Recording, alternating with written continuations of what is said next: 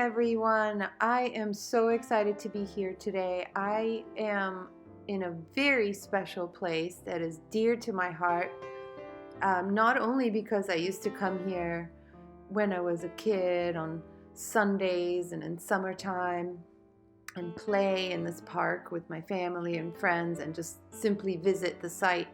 It's also because it is an archaeological site belonging to the ancient Etruscan culture. The Etruscans were in the Italian peninsula much, much earlier than the Romans. In fact, there actually were Etruscans as the Romans were coming in and settling in. And history tells us that many Romans from this area actually descend from the Etruscans. In fact, Romulus and Remus, as you can probably remember from your history classes, the founders of Rome, they themselves were Etruscan kings. I digress though. Let me get back to this beautiful park where I am right now. It is called Cerveteri or Cerveteri. Depending on who you talk to, the pronunciation is a little bit different. It is a necropolis, which means it is the city of the dead. It is an Etruscan tomb site. It's a cemetery for them. It is about 300 hectares of incredible tombs and walkways and intricate kind of labyrinth of road systems in this particular valley, and that is only what they've been able to find and protect under this monument, under this park. I'm standing in front of one of the biggest tombs in this site, in the actual archaeological UNESCO site. As you can see, this is the stone that I was talking about, and it has been carved into the circular dome shape, and on the outside the stone is also carved just a little extra to give it wainscoting type decor. The whole point of Etruscan catacombs, Etruscan tombs, is to offer their dead a place that resembles their actual homes when they were living. I'm just so excited to be here because I haven't been since I was a kid. I'm so glad to see that it's still completely protected. And when I was a kid, it actually was not UNESCO World Heritage Site. It became so in 2004. So this is really good news for this patrimony of humanity. And as I said, it is only 35 minutes away from Rome, and on this yet another beautiful October day, I thought to just spend a little short afternoon out here.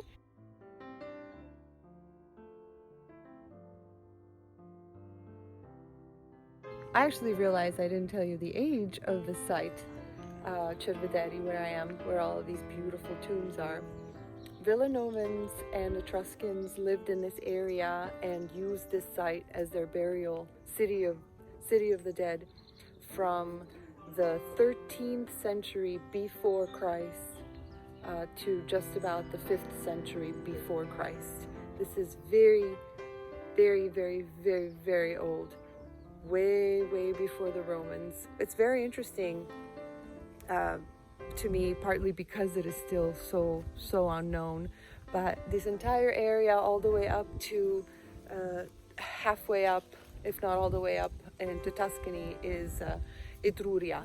Etruria is the actual word for the Etruscan territory so many years ago.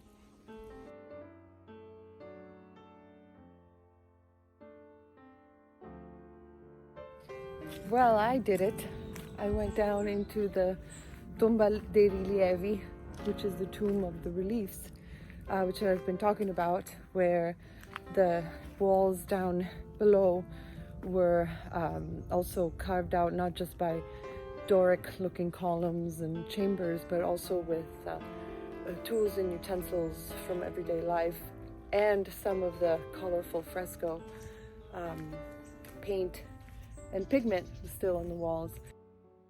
You can see from this video and my reflection on the glass in front of my video camera that the tomb is no longer accessible to us as visitors, meaning we can no longer go in there to look at the reliefs up close and personally, which is understandable because we do get several visitors here and it would just imbalance the humidity of the room.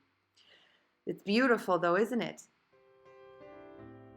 I went in when I was a kid several times, and I remember it fondly. And in fact, I know there are photographs of me inside of that chamber, most likely sitting on one of the tombs, which is not supposed to be done, and that's probably why they shut it down. But if I can go back up to my parents' house up in Umbria and find that picture, I will add it to this video. But as I was saying earlier, part of the allure that I have for the Etruscan culture is that it's absolutely ancient, much older than the Romans, the ancient Romans, and up until very recently, like in the past 10 years, really all they were able to find was these tombs, catacombs, and necropoli, and they were looking at the decorations and trying to figure out how their daily life would be just by what kinds of pots they used and, you know, what they ate, by what kinds of plates they had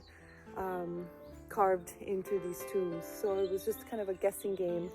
No villages or homes had been found ever, just tombs, up until, like I said, around 10, maybe 15 years ago, just north of here at a site in Vulci, which is another beautiful archeological Etruscan area.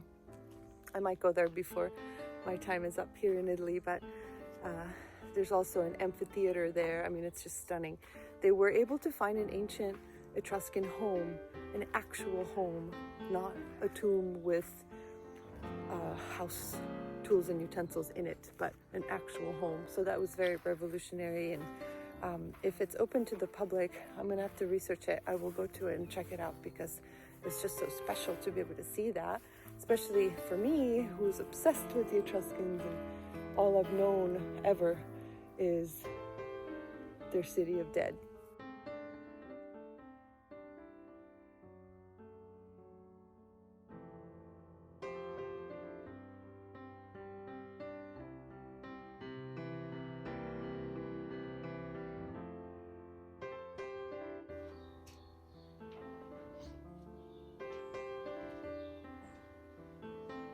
Amazing, right? Just to be able to be in here and there's no one around. I mean, it's just a very special place. I think I'm going to find one of these stones that were carved by them outside somewhere under a tree, and I'm just going to sit there for a little bit and just look out. And then I'll go explore some more tombs. See you soon!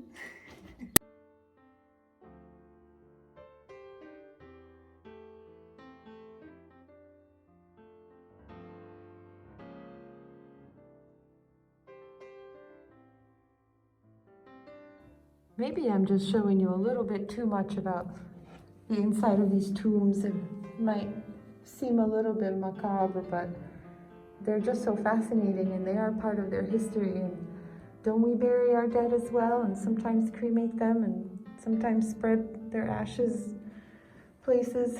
It's the same thing back then, you know. They had this entire system of processing and honoring their dead. This is another one of these rectangular, a bit more recent tombs, and by recent, again, I mean 7th century BC. This one's more elaborate. It's actually lit up inside, which is really great for video. But look how beautiful the decorations are. Really sweet to be able to have a home when you've already passed. Once again, the female and male beds and the angular ceiling to resemble a home, a bedroom, a little side table for both, and different chambers. Must have been a bigger, more prominent family perhaps. Still no decoration on the walls here, but very beautiful nonetheless. I have examples of the chairs. Look at that beautiful chair right there. And look at this beautiful chair over here. It's fabulous. There's a little bit of damage on this one. Not sure what happened, but probably just grasses and molds coming in. That doesn't look very safe. But you know, that's just what happens. I mean, these are 2, 3, 4, 5, 6,000 years old, and eventually time will get to them. But for now, we can still walk in as we please and enjoy this slice of our old world history. Can you tell I'm fascinated by the Etruscans and by the necropolis? Okay, I'm gonna keep searching.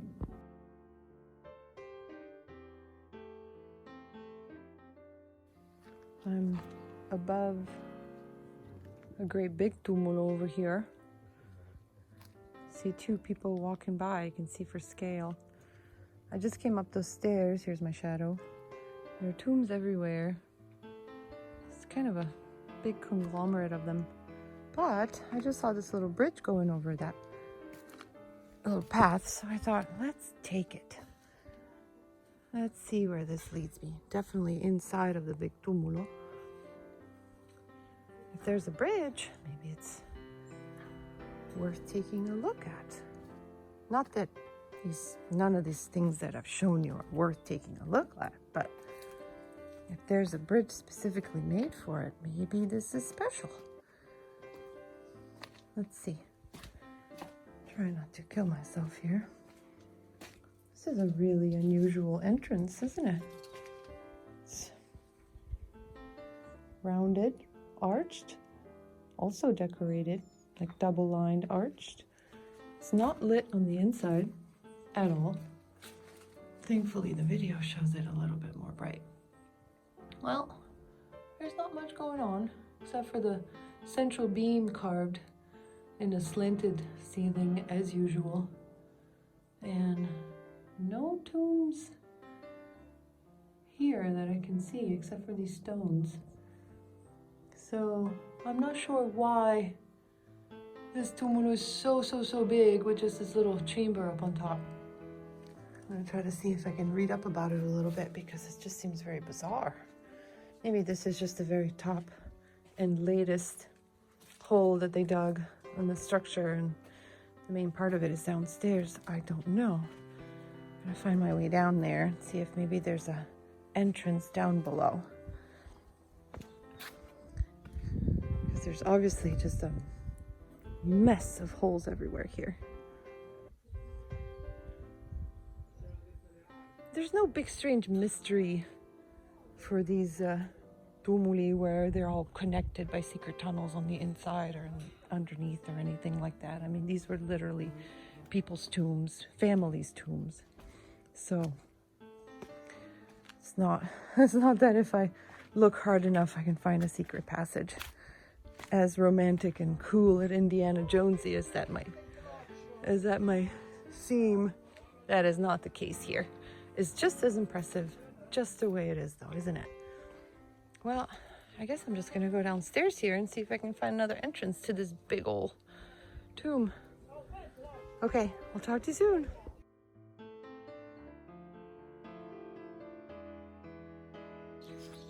I just found what I remember being a pretty rough and abandoned path in this park. It's nice to see that they've actually cleaned it up so much, from the ivy and the overgrown plants in general, and of course the mud from the rains. But as you can see from the ground here, this is so much more visible now than it was when I was younger. This is an old main thoroughfare, so to speak, main road that cut through the necropolis at the very center. So it continues to be an ancient Etruscan road within the necropolis, and you can see the ruts in the ground, or it's not really ground, the ruts in the stone. And these are the wagon wheels and the wheels in general of their vehicles that they used to transport not just the bodies of their past loved ones, but also debris from when they carved out this entire valley of stone into a necropolis. So you can actually see this main thoroughfare, and in some places a very, very obvious wagon wheel trace. Now I call it wagon wheel, but don't imagine a wagon like in the far west of the United States 500 years ago. That is not at all most likely what this was like. But after having used this space for so many centuries, a couple of thousand years actually, whatever vehicles they had left a mark on the stone below. Well, I think I've come to an end of this little bit of an archaeological tour of Cerveteri for you guys. I know this is the longest video I've done so far. It's really just a big, very important, very wonderful site, and it is not something you get to see every day, partly because when you come with me next year to Rome or Tuscany or around Rome in general, we will be talking quite a bit about Rome and the Romans and not very much about the Etruscans. So I just thought to exaggerate a little bit, so to speak, with this particular site, and to walk around as much as I could on this beautiful day and really show you that there are even more ancient people in the old world than the Rome that you all know about. And I don't want to bother you any longer with looking inside of any more of these tombs, because there are thousands of them. But I would be very happy if any of you is interested in coming with me to this site for a morning or an afternoon next year when you come with me, because we can even picnic outside of the park and just talk about what we've seen. And we are actually also about 20 minutes from the sea, so there's a beautiful beach area and great aperitivi spots right out there on the sand. So it's just a really cool spot, and I'm so glad I was able to come out here for you guys, and I really hope that you enjoyed it, and stay tuned for my next videos. See you soon. Ciao, ciao.